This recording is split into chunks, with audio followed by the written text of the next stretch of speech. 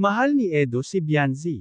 Matagal na ang kanilang pinagsamahan, mga panahong puno ng pangarap, tawanan, at pangakong sabay nilang binuo.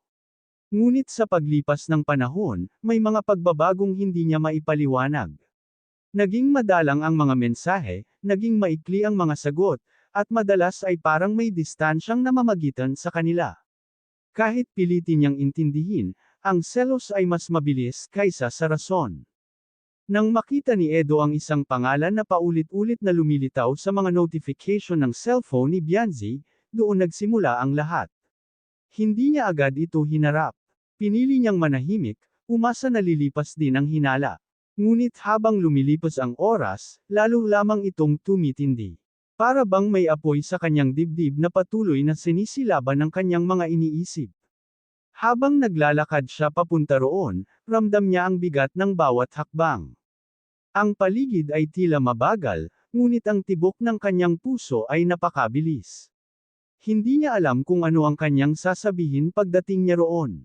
Ang tanging malinaw sa kanyang isipan ay ang pangangailangang malaman ang katotohanan, kahit pamasaktan siya.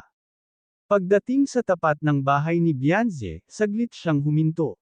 Huminga siya ng malalim, ngunit hindi nito napawi ang galit at selos na kanyang nararamdaman. Kumatok siya sa pinto, una ay marahan, ngunit nang walang sumagot, kumatok siyang muli, mas malakas, mas puno ng emosyon.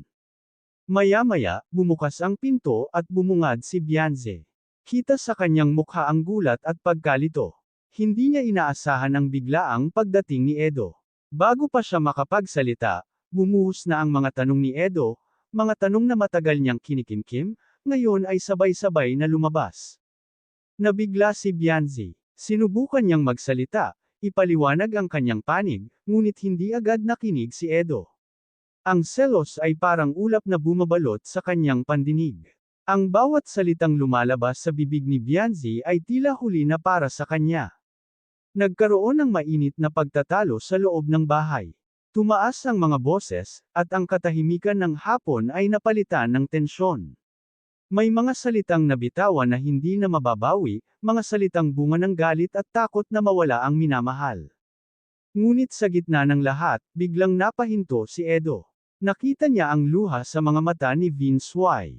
Hindi ito luha ng pagkakasala, kundi luha ng sakit at pagod.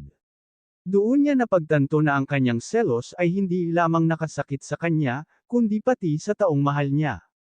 Dahan-daang nagsalita si Vince Y. Ipinaliwanag niya ang lahat, ang mga mensahe, ang mga pagbabagong napansin ni Edo. Hindi ito pagtataksil, kundi mga problemang piniling sarilinin ni Bianzi. Mga problemang natakot siyang ibahagi dahil ayaw niyang maging pabigat. Habang nakikinig, unti-unting hamupa ang galit ni Edo. Pinalitan ito ng pagsisisi. Napagtanto niyang mali ang kanyang ginawa, ang pagsugod, ang pagtaas ng boses, at ang paghuhusga ng walang sapat na kaalaman. Ang selos ay naging dahilan upang masira ang tiwala na matagal nilang binuo. Umalis si Edo sa bahay ni Bianzi na mabigat ang loob ngunit mas malinaw ang isipan. Natutunan niya na ang selos, kapag pinairal, ay maaaring magdala ng kapahamakan. Ang tiwala at komunikasyon ay mas mahalaga kaysa sa mga hinalang walang matibay na batayan. Sa gabing iyon, habang nag-iisa si Edo, binalikan niya ang mga nangyari. Nangako siya sa sarili na matututo mula sa karanasang iyon, na sa susunod, pipiliin niyang makinig bago magalit, at magtiwala bago maghinala. Ang pagsugod niya sa bahay ni Bianzi ay naging aral sa kanyang buhay, na ang tunay na pagmamahal ay hindi sinusukat sa selos, kundi sa pag-unawa, respeto, at tiwala sa isa't isa. Hanggang dito na lang ang update ko mga kalingap, maraming salamat at God bless sa inyong lahat.